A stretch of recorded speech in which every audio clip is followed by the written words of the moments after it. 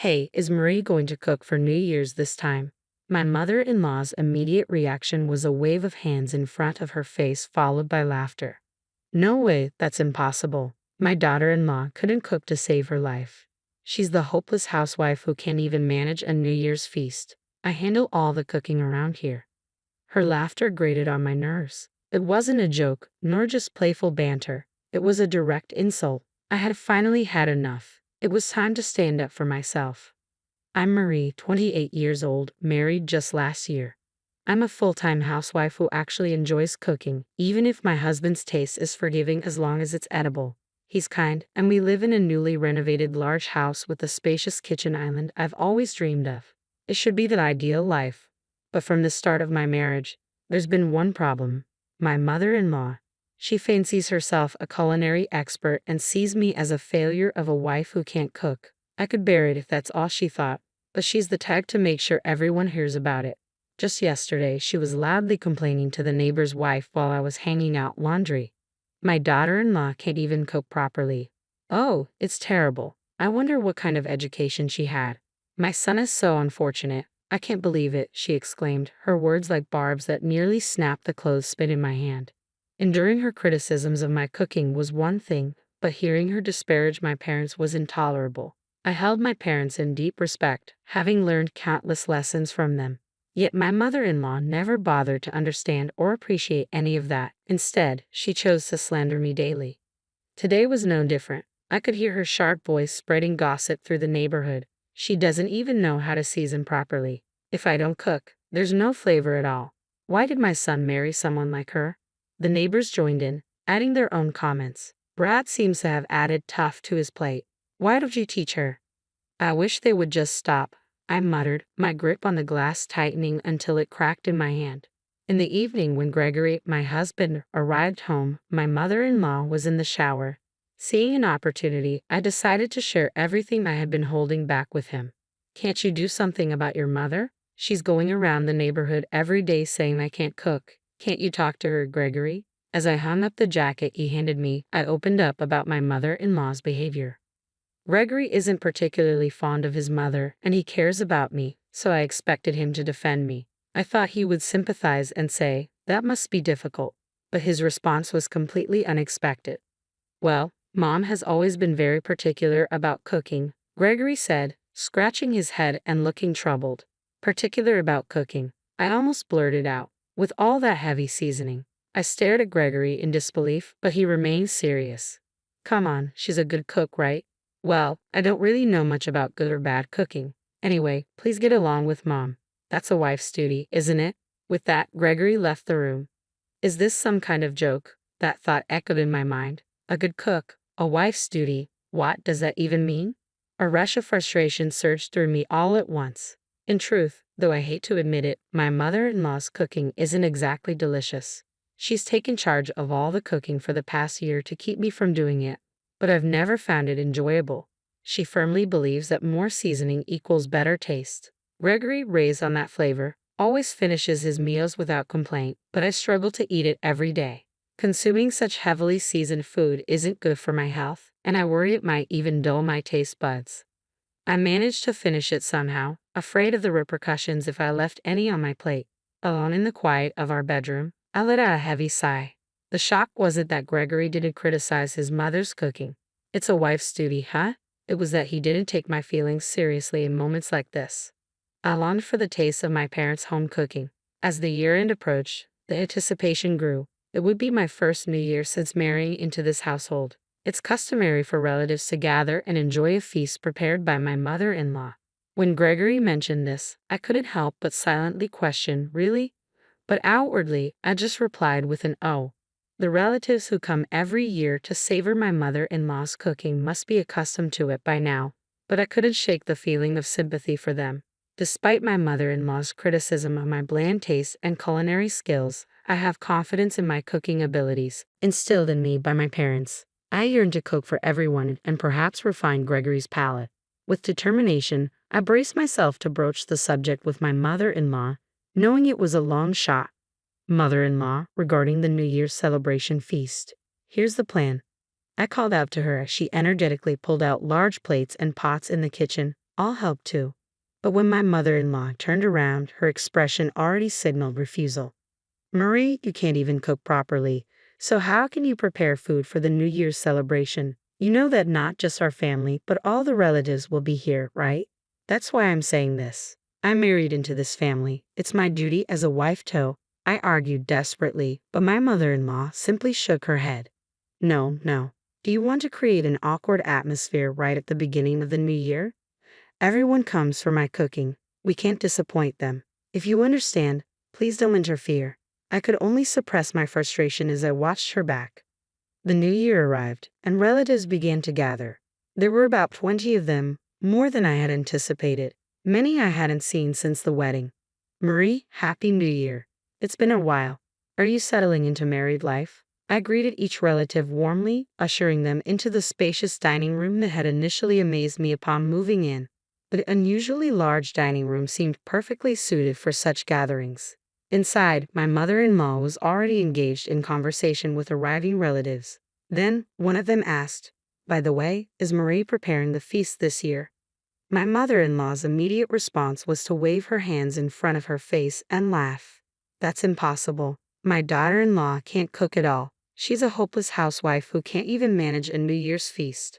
I handle all the cooking around here," she declared with an unpleasant laugh. It wasn't a jest or a casual remark. It felt like a direct insult aimed at me. I had finally reached my breaking point.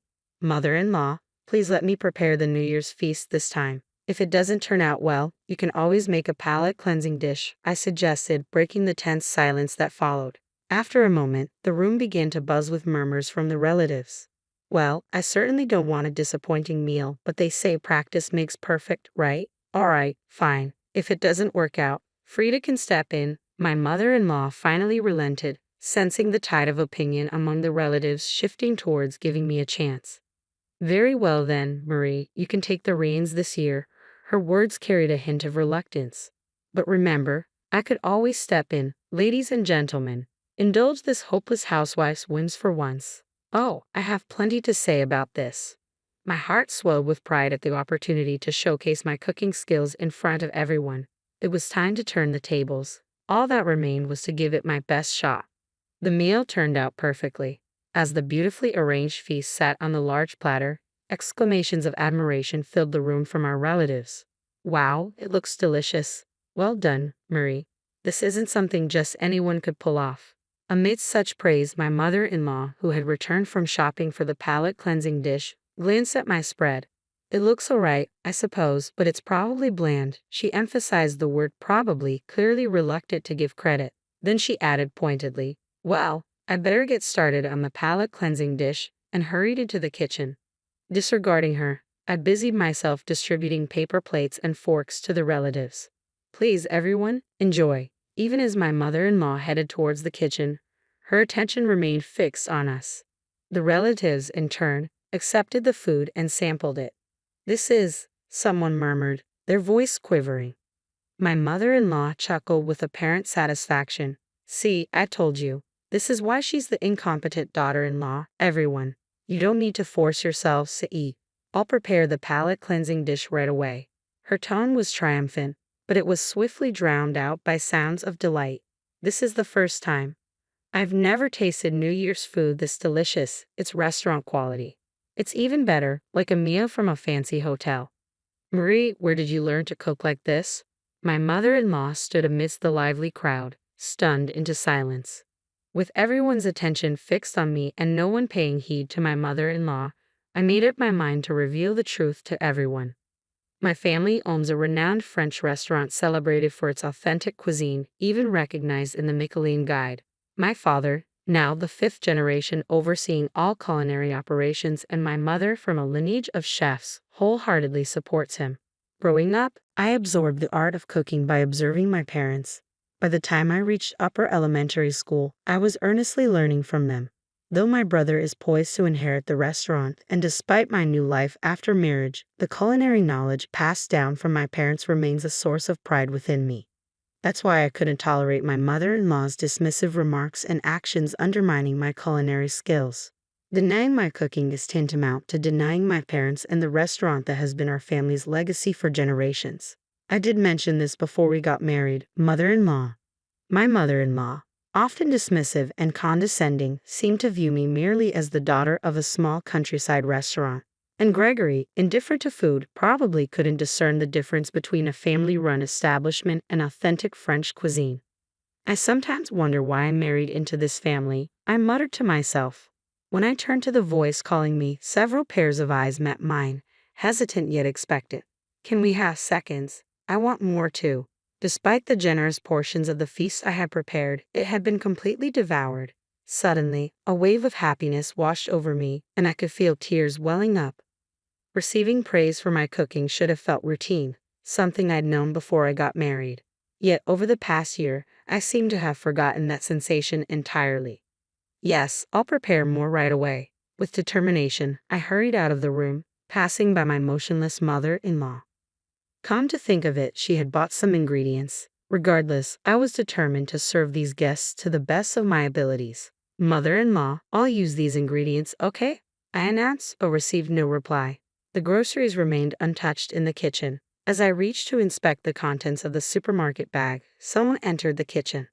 Could you teach us how to cook too? I glanced up to find 5 women standing before me in a line. Their ages spanned from around mine to about my mother-in-law's, but all their eyes gleamed with the same eager curiosity.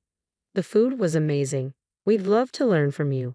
Looking back, those words must have stirred something within me. Teaching cooking had never crossed my mind before, but seeing their admiration and realizing I could make a difference, I felt a newfound desire to share my knowledge as much as possible. That's what went through my mind. With a smile, I gladly agreed, and the room erupted with excitement. Everyone discussed how they would impress their husbands by improving their cooking skills, and so the spontaneous cooking class commenced. Observing us intently from afar, my mother-in-law silently tidied up, and when the dishes were finished, they were met with even more praise. I must admit, Frida's cooking tends to be a bit salty for my liking. Marie's dishes are delicate and refined, truly professional French cuisine. Mila beamed with joy at the recognition and applause from everyone. I felt a bit uneasy around my mother-in-law and offered a faint smile, but she remained focused on cleaning up without interruption. Just as I pondered how to break the tension, Gregory delivered the decisive statement. I actually prefer Marie's cooking. Mom's strong flavors make me concerned about salt and health. Going forward, Marie should handle the cooking regularly. With those words, my mother-in-law appeared to be completely taken aback, and before long, she quietly withdrew to her room. Afterward, news of my cooking abilities spread among the relatives, and soon I began receiving requests to teach cooking classes.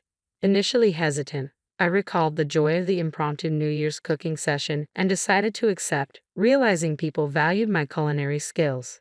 Through word of mouth, my reputation grew rapidly, and I found myself featured in the media as a housewife renowned for cooking authentic French cuisine. Now, requests for my teaching come from across the country. Life is unpredictable, and this unexpected journey even led to a feature about me in a cooking magazine where I spoke with my father. As for my mother-in-law, who once spread rumors in the neighborhood about my cooking abilities, she ceased commenting on culinary matters altogether after that day. Gradually, she stopped cooking altogether, leaving me with full authority over meals in our home. Despite the busyness, we now live together peacefully.